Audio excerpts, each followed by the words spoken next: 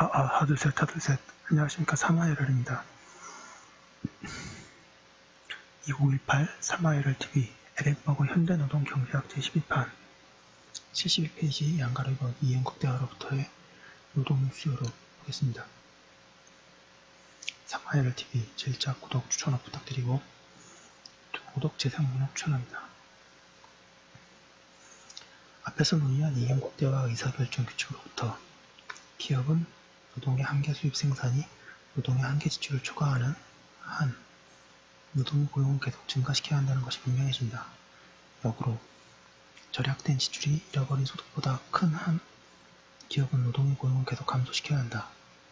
그렇다면 추가적인 한 단위 노동의 변화가 한계 수입 생산을 한계 지출과 같아지도록 고용 수준이 장애해질 때만 이윤을 극대화된다. RPL은 MEL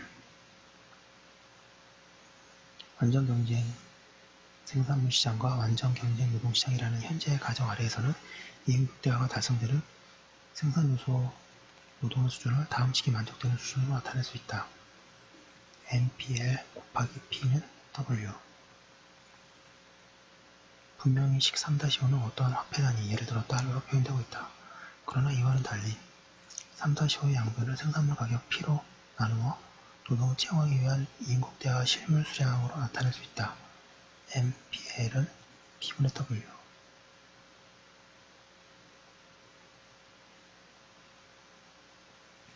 NPL은 노동의 한 단위 변화와 관련된 실물 산출량의 변화로 정의되므로 3-5의 좌변이 실물 수량인 것이 명백하다.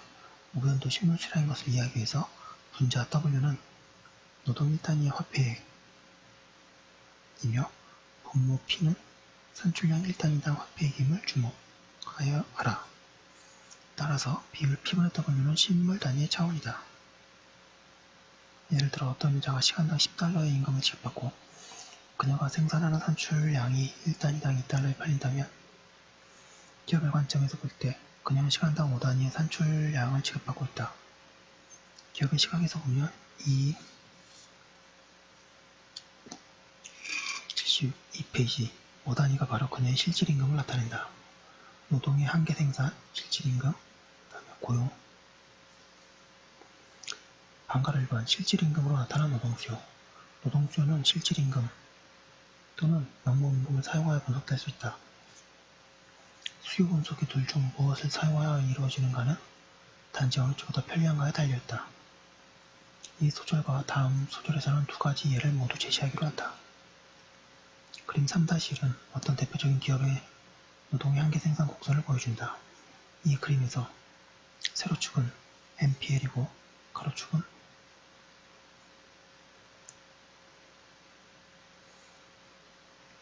고용된 노동 단위의 수로 표시되고 있다. 곡선의 길이가 2라는 것은 고용된 추가 노동의 각 단위가 누진적으로 점점 작은 그러나 여전히 정의 산출량 증가분을 생산하는 것으로 나타난다. 실질임금 NPL 이 모두 동일한 차원으로 측정되기 때문에 그림 3-1은 세로축의 실질임금도 표시될 수 있다. 시장에 의해 실질임금이 어떤 수준으로 주어질 때 기업은 NPL이 실질임금과 정확히 일치하는 수준까지 노동을 고용해야 한다. 다시 말해서 기업의 단기 노동 수요는 NPL 곡선이 우하향하는 부분과 같다. 매우 중요합니다. 이 내용이 사실인지를 살펴보기 위해서 임금의 실질임금, 예를 들어 그림 3-1에서 P분의 W로 표시된 실질임금에 대해 고려하기로 하자. 기업의 노동수요는 NPL 곡선과 같으며 결과적으로 기업은 이 제로에 해당하는 근로자들을 고용할 것이라고 주장한 바 있다. 그림 3-1에서처럼 이제 기업이 최초 이 제로보다 높은 임의의 고용 수준인 E2만큼의 근로자를 고용한다고 가정하자. E2의 고용 수준에서 NPL은 실질임금보다 작다. 따라서 채용된 노동의 마지막 단위의 한계 실질 비용이 그 한계 생산보다 크게 된다. 그 결과 고용 수준을 줄임으로써 이윤은 증대될 수 있다.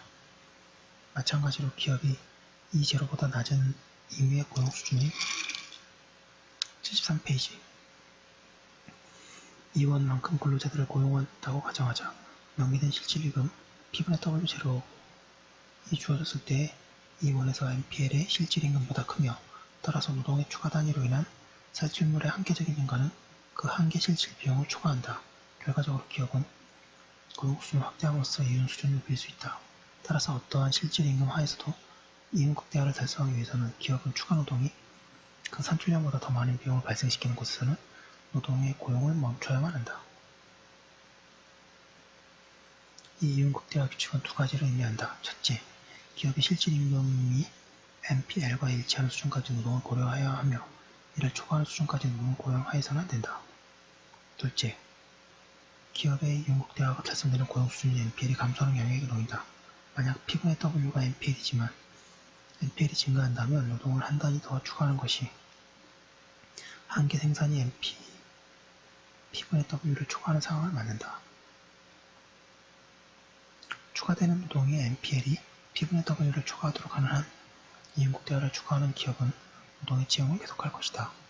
기업은 노동의 추가 단위가 MPL은 P분의 W 미만이 되도록 감소시킬 때 안에 채용을 중시할 것인데 이는 MPL이 하락할 때에만 발생하게 된다. 따라서 이윤 극대화의 일관성을 가질 가능성이 있는 유일한 고용 수준은 MPL이 하락하는 영역 내에서의 고용 수준이 된다. 방가로 이번에 명목임금으로 나타난 노동 수요. 어떠한 상황에서 노동 수요 목소는 명목임금의 감소 함수로 보다 쉽게 개념화된다. 분석을 명확히 하기 위하여 이 소절에서는 백화점 감시원들에 대한 수요를 분석하기로 한다. 백화점 협의회가 열린 어느 날 어느 백화점의 관리자가 도난에 의한 손실액을 총 매출액의 1%로 감소시켰음을 자랑하였다. 이에 다른 백화점 간부가 이의를 제기하면서 1%는 너무 낮은 수치야. 나는 손실액의 매출액이 2%는 되어야 된다고 생각해. 라고 말했다. 어떻게 도난에 의한 손실액이 더 큰 것이 바람직할 수 있을까? 그 답은 도난을 줄이는 것 그 자체에 비용이 든다는 사실에 기초하고 있다.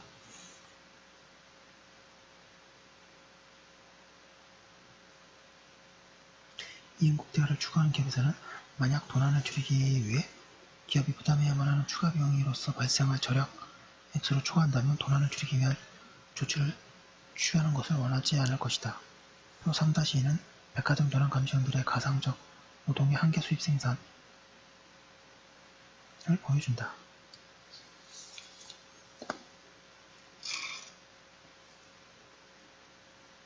74페이지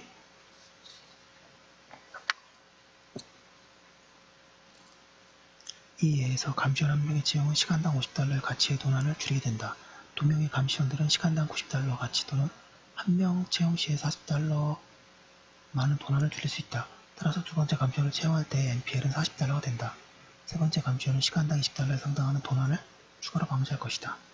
추가로 감시원들에 운영하기 때문에 NPL이 $40부터 $20로 하락하는 것은 아니다. 실제로 모든 감시원들은 똑같이 경계를 게을리하지 않으며 잘 훈련되었다고 가정한다. NPL은 부분적으로 감시에 필요한 설비가 고정되어 있기 때문에 하락한다. 즉, 감시원이 한 명씩 추가될 때마다 1인당 설비는 적어지게 된다. 그러나 절약이 이루어지도록 하기가 도진적으로 더 어려워지기 때문에 MRPL은 하락한다. 소수의 감시원이 있을 때 적발되는 도둑들은 좀 서투르고 경험이 적은 좀도둑일 것이다. 더 많은 감시원들이 채용됨에 따라 보다 전문적인 도둑들에 의한 도난을 방지하는 것이 가능할 것이나 그들은 적발하기가 더 어려우며 그 적발되는 건수도 더 적어지게 된다. 따라서 일단 적발하기가 쉬운 모든 도둑들이 체포되면 도난 방지는 더욱 어려워지기 때문에 MRPL은 하락하게 된다. 노동수요 곡선들을 그리려면 사용자들이 파트타임 고용을 통하여 한 명 미만의 근로자를 고용할 수 있다는 것을 염두에 두고 주어진 임금 수준에서 백화점이 얼마나 많은 감시원들을 고용하기를 원하는가를 결정할 필요가 있다. 예를 들어 임금이 시간당 $50일 때 백화점이 얼마나 많은 감시원들을 원하게 될까? MRPL은 W식을 사용하면 이에 대한 답이 한 명까지 임을 할 수 있다. 시간당 $40의 임금에서는 백화점이 2명을 채용하기를 원할 것이며 시간당 $20일 경우 3명이 채용될 것이다. 백화점의 이윤 극대화를 달성시키는 감시원의 고용 수준을 요약한 노동수요 곡선은 그림 3-2에 나타나 있다. 그림 3-2는 노동의 한계 생산이 체감하기 때문에 MRPL 곡선이 우하향하며 단기 노동 수요 곡선은 MR, PL 곡선이기 때문에 우하향한다는 기본적인 내용을 보여준다.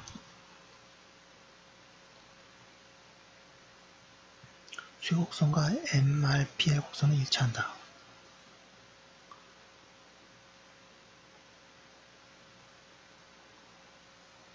이는 표 3-2에 MRPL 표를 그래프로 그려서 그림 3-2와 정확히 동일한 곡선이 소출된다는 사실로부터 확인할 수 있다. 감시원이 한 명 채용될 때 MRPL은 $50이며 두 명 채용될 때 MRPL은 $40 등이다. 임금 수준을 고정된 것으로 간주하는 이윤국대화를 추구하는 기업의 경우 MRPL은 항상 W가 같기 때문에 MRPL 곡선과 노동수요 곡선은 동일해야 한다. 이 예에서 이사점은 백화점의 경우 촉발하는 것보다 오히려 모노적하여야 더 많은 이윤을 획득할 수 있다는 일정한 도난 수준이 존재한다는 사실이다. 백화점 감시원들의 임금이 낮은 경우에는 높은 경우에 이 수준이 높아질 것이다. 따라서 도난율이 너무 낮다고 말하는 것은 범죄를 줄이기 위한 한계 비용이 범죄 감소에 의해서 발생되는 한계 절약을 초과하여 따라서 기업은 이윤 극대화 달성에 실패하고 있음을 의미한다.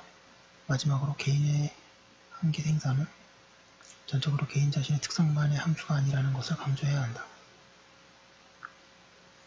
위에서 강조한 바와 같이 근로자의 한계 생산은 기업이 이미 고용하고 있는 유사한 근로자들의 수요에 의존한다. 개인의 한계 생산은 또한 기업의 자본 보유량 크기 75페이지에도 의존한다. 각 기업의 자본 보유량이 증가하게 되면 MPL 곡선 전체가 우측으로 이동하게 된다.